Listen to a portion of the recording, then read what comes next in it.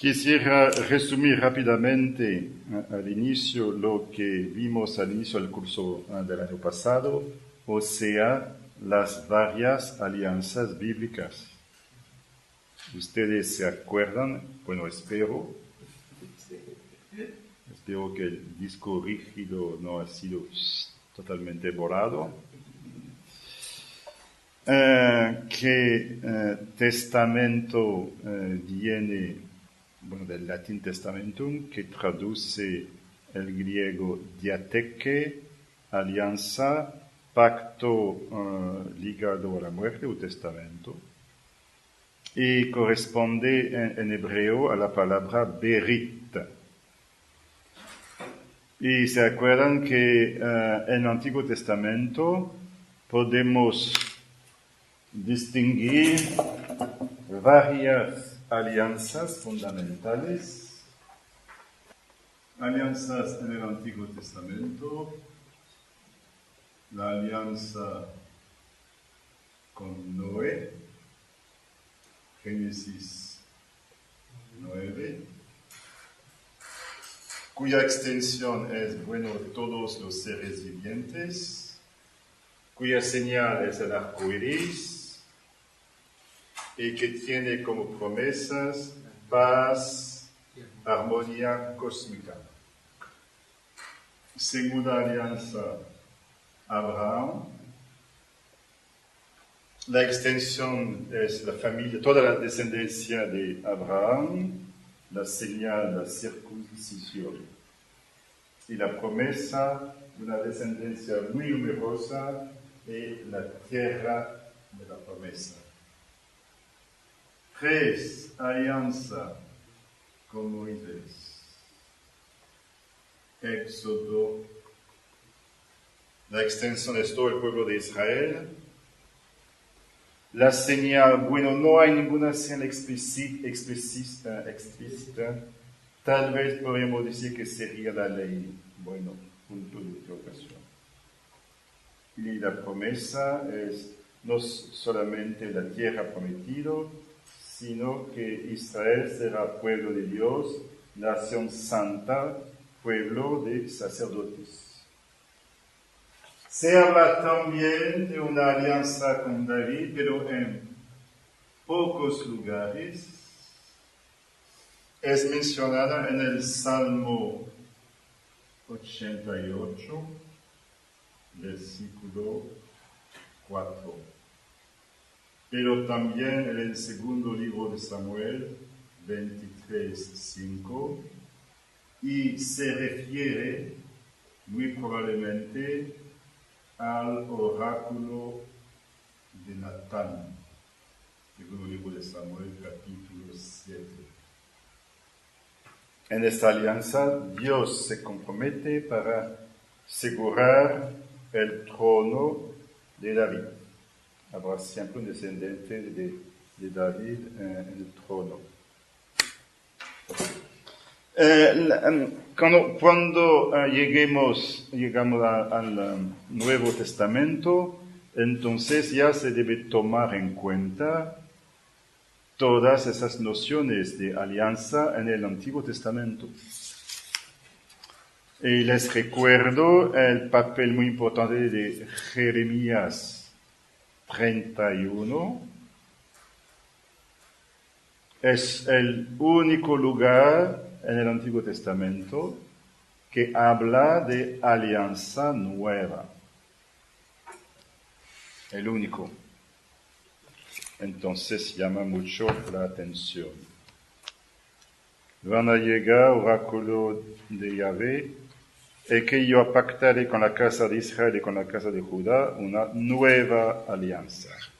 No como la alianza que pacté con sus padres, cuando los tomé de la mano para sacarlo de Egipto, que ellos rompieran mi alianza, y yo hice estrago en ellos, oráculo de Yahvé. Sino que esta será la alianza que yo pacté con la casa de Israel después de aquellos días. Pondré mi ley en su corazón y sobre sus corazones la escribiré. Yo seré su Dios y ellos serán mi pueblo. Ya no tendrán que adoctrinar más el uno a su prójimo y el otro a su hermano, diciendo, conoced al Señor, pues todos ellos me conocerán, del más chico al más grande. Cuando perdone su culpa y de su pecado, no vuelva a acordar. Una alianza para el futuro, pero una alianza que nunca se realiza dentro del Antiguo Testamento. Es una promesa que dentro del Antiguo Testamento queda abierta para el futuro. Cuando llegamos entonces al Nuevo Testamento, encontramos 33 veces la palabra diateque, 33 veces. Y lo que llama la atención es ver que se encuentra 17 veces en la carta a los hebreos, lo que significa que es la carta a los hebreos que llama más de diateque, alianza, testamento. En el Nuevo Testamento, 9 veces en Pablo, 4 veces en los evangelios sinópticos, no en Juan, 2 veces en los Hechos, los Apóstoles, 1 vez en el Apocalipsis. No, San Juan en su evangelio no utiliza esta palabra. Y en los evangelios sinópticos, las 4 ocurrencias se ubican en el mismo lugar. La institución de la Eucaristía, lo que llama bastante la atención. Por ejemplo, Mateo 26. Mientras estaban comiendo, tomó Jesús pan y lo bendijo, lo partió y dándoselo a los discípulos, dijo, tomad, comed, este es mi cuerpo. Tomó luego una copa y dadas las gracias, se las dio, diciendo, bebed de ella todos. Porque esta es mi sangre, la alianza, que es derramada por muchos para perdón de los pecados. Y tenemos 4 versiones de la institución de la Eucaristía. Los 3 evangelios sinópticos y Pablo en 1 Corintios 11, que es la versión utilizada por la liturgia el Jueves Santo. Y Pablo y Lucas hablan de nueva alianza, lo que no es el caso de Mateo y Marcos. Pero Lucas y Pablo sí. Lucas 20. Después de cenar, tomó la copa, diciendo, esta copa es la nueva alianza en mi sangre, que se derrama por vosotros. Y entonces, ya que en el Antiguo Testamento hay un solo texto que habla de alianza nueva, y es claro que Jesús se refiere al oráculo de Jeremías 31. Lo que significa entonces que es Jesús que concluye, que pacta la nueva alianza. Comprendemos entonces que sí, la nueva alianza es la alianza con Jesús. Y ya que en el Antiguo Testamento las 3 alianzas mayores, Noé, Abraham, Moisés, tienen un sacrificio, es también el caso en la alianza con Jesús. Esta copa es la nueva alianza en mi sangre que se derrama por vosotros. La Eucaristía nos da el sacrificio de la nueva alianza. Sacrificio y comida al mismo tiempo son las dos dimensiones fundamentales de la Eucaristía, sacrificio y comida. Hay otras cosas también en el caso de la Eucaristía, pero las dos dimensiones principales son el sacrificio y la comida. Como ya en Éxodo 24, cuando se pactó la alianza con Moisés al monte Sinai, hubo un sacrificio y una comida. Entonces, nueva alianza encontró la expresión en las versiones lucana y paulina, se dice así, de la institución de la Eucaristía. Y también en un pasaje bastante largo de la carta a los Hebreos, capítulo 8. Hebreos 8:8. Citación larga de Jeremías 31, precisamente. Es la citación más larga del Antiguo Testamento dentro del Nuevo Testamento. La citación de Jeremías 31 en Hebreos 8. Lo que también confirma la importancia excepcional del oráculo de Jeremías 31.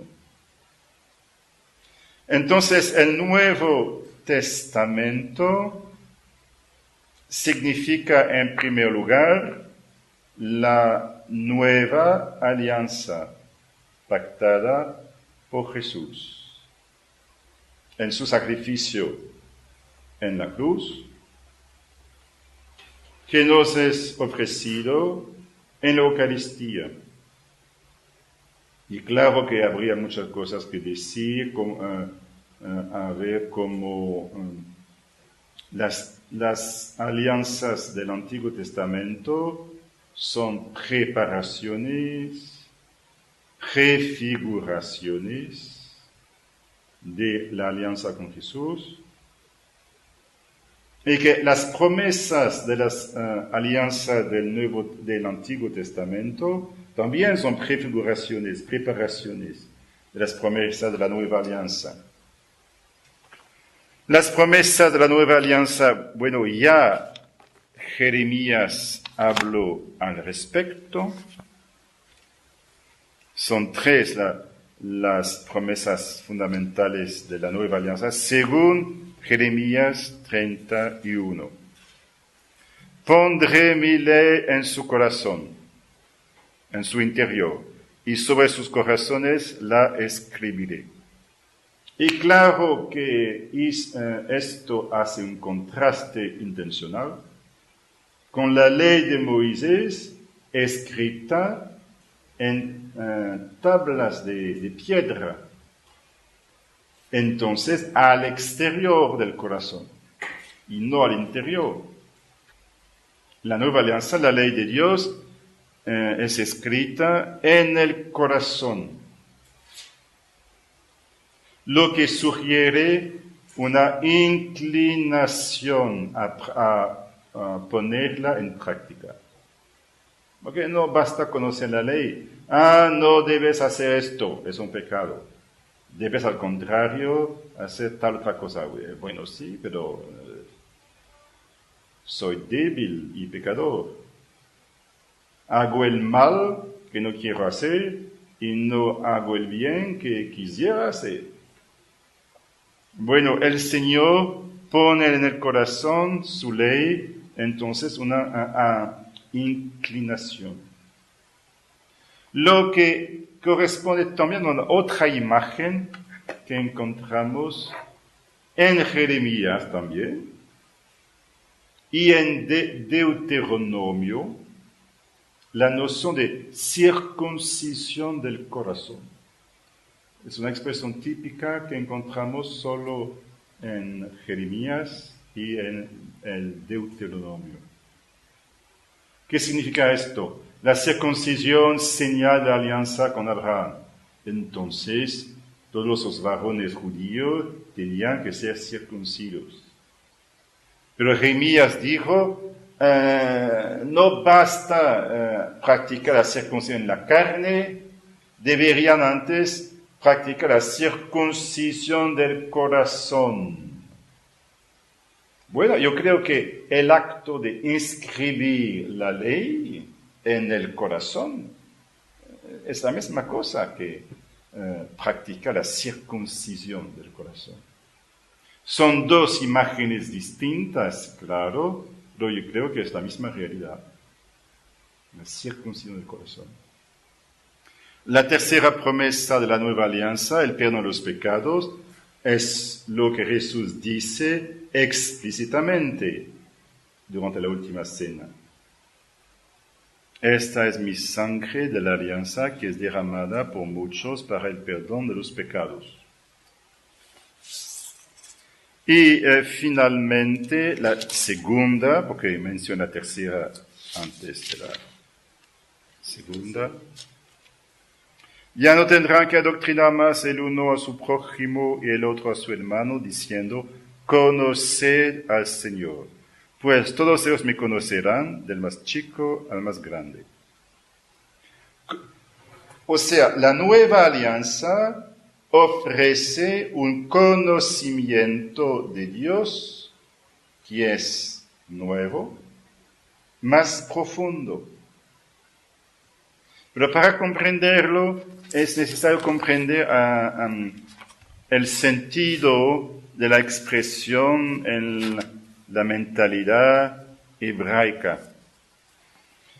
En la Biblia, conocer a una persona no es nunca un conocimiento puramente especulativo, como si hiciéramos, yo conozco las matemáticas o conozco la teoría de la relatividad de Einstein, yo conozco la biología, cualquier cosa, cualquier ciencia humana. Conocer a una persona es tener una relación de proximidad, de intimidad amante con ella. Incluso cuando la Biblia dice que tal hombre conoció a tal mujer, es un conocimiento puramente especulativo. No. La primera vez que encontré la expresión, conoció el hombre a Eva, su mujer, ella concibió. Entonces no fue puramente especulativo. Entonces, cuando se trata de Dios, conocer a Dios implica entrar en la intimidad de amor de Dios. Es casi la misma cosa que ser amigo de Dios. Lo que podemos ver por medio de contraste en los evangelios, vean por ejemplo la parábola de las 10 vírgenes, Mateo 25, cuando finalmente las vírgenes locas o necias, imprudentes, llegan atrasadas, Señor, Señor, ábrenos. Amén, os digo que no os conozco.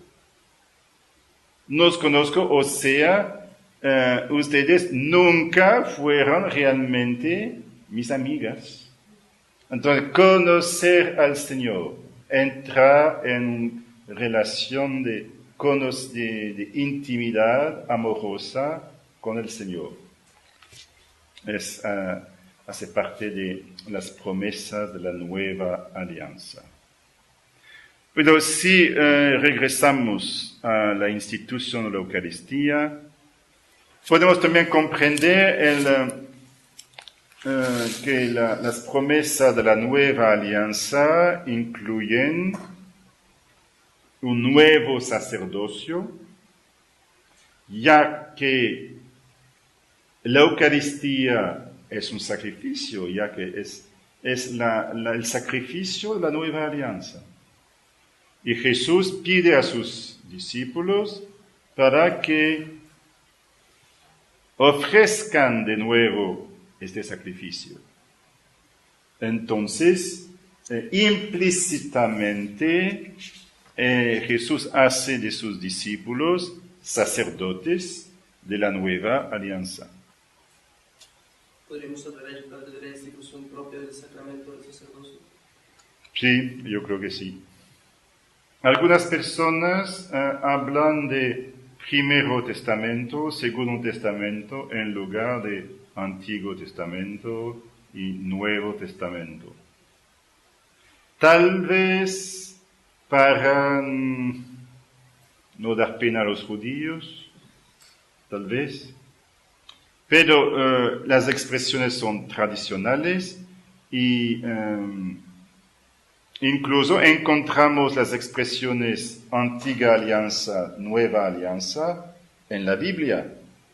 Nueva alianza es Jeremías 31 y antigua alianza o antiguo testamento la encontramos la expresión una vez, segunda carta a los Corintios, capítulo 3, versículo 14. Pablo está reflexionando sobre los judíos que rechazaron a Jesús, se embotaron sus inteligencias. En efecto, hasta el día de hoy, permanece ese mismo velo en la lectura del Antiguo Testamento y no se levanta, pues solo en Cristo desaparece.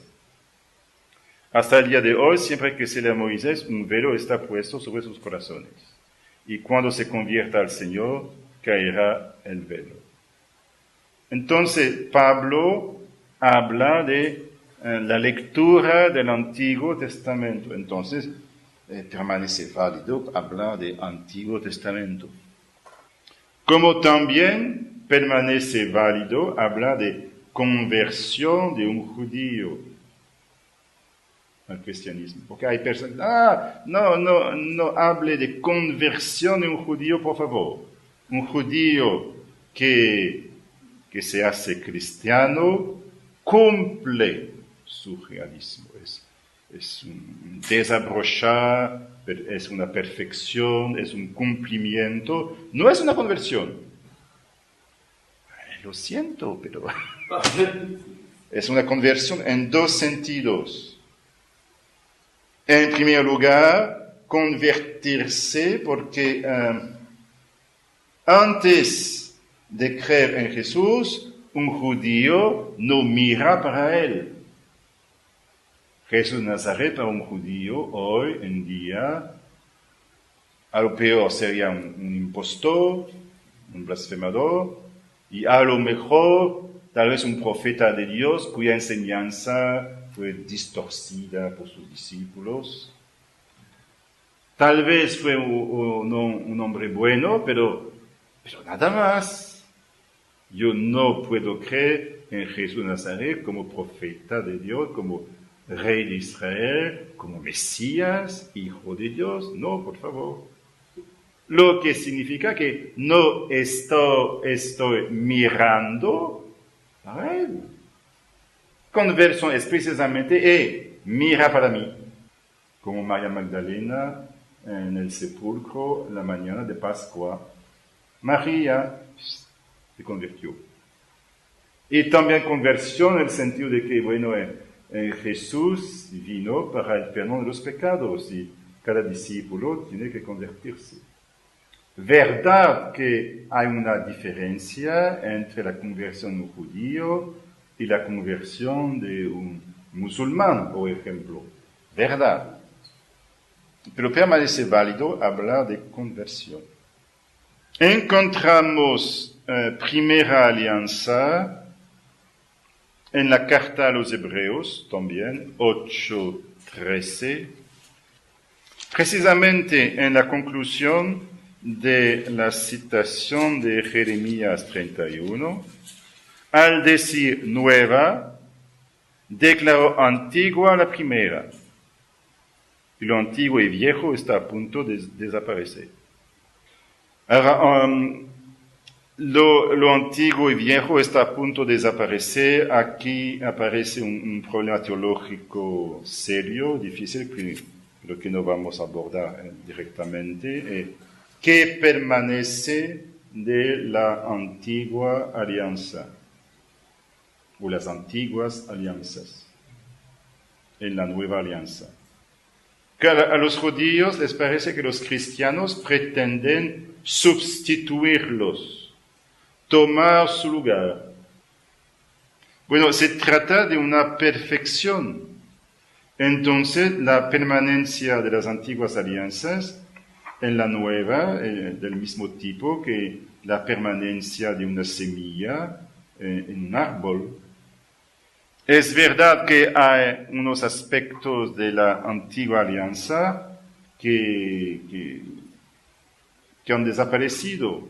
Por ejemplo, toda la legislación del culto en el Levítico, por ejemplo, y todos los preceptos de tipo jurídico sobre la organización del pueblo de Israel. También desaparecieron los preceptos con relación a los alimentos impuros, que tienen un papel importante en la ley de Moisés. Y es interesante examinar, no tenemos el tiempo para hacerlo ahora, pero es una cosa interesante reflexionar un poco sobre, ¿y por qué, por favor, este animal es impuro? Porque tal sí, tal otro no.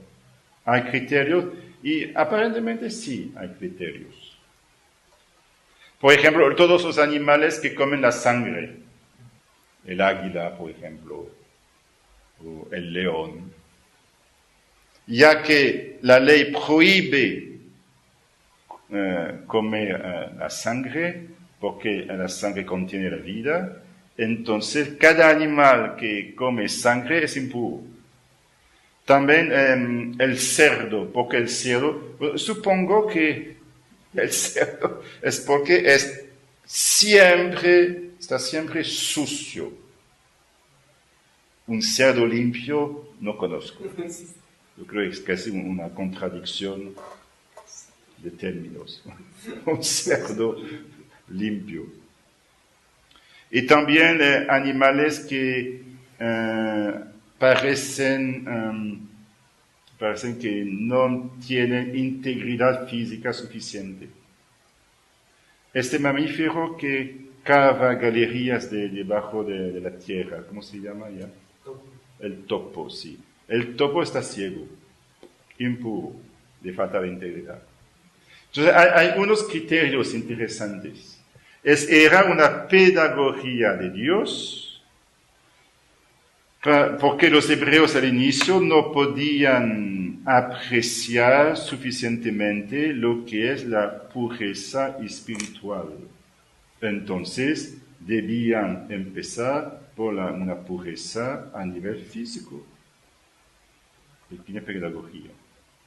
Y cuando llegó Jesús, entonces Dios declaró que toda esa legislación sobre la impureza ya era caduca. Es importante comprender entonces que al inicio Nuevo Testamento designa entonces la nueva alianza anunciada por Jeremías y pactada por Jesús. Y fue a partir del segundo siglo que la expresión Nuevo Testamento vino a designar un conjunto de libros, los 27 libros que hoy en día constituyen el Nuevo Testamento. Esos libros entonces hacen parte del Nuevo Testamento porque precisamente nos hablan de modo privilegiado de la nueva alianza. Pero en el primer siglo cristiano Nuevo Testamento designa la nueva alianza, ella misma. Solo a partir del segundo designa los libros que hablan de la nueva alianza. Los libros, pero ¿cuáles? Es el problema del canon del Nuevo Testamento, lo que será nuestro próximo tema. ¿Cómo la Iglesia conoce el canon del Nuevo Testamento? ¿Por qué estos 27 libros y no más o menos? ¿Cómo sucedió todo esto? Gloria al Padre, y al Hijo, y al Espíritu Santo. Como era en el principio, ahora y siempre.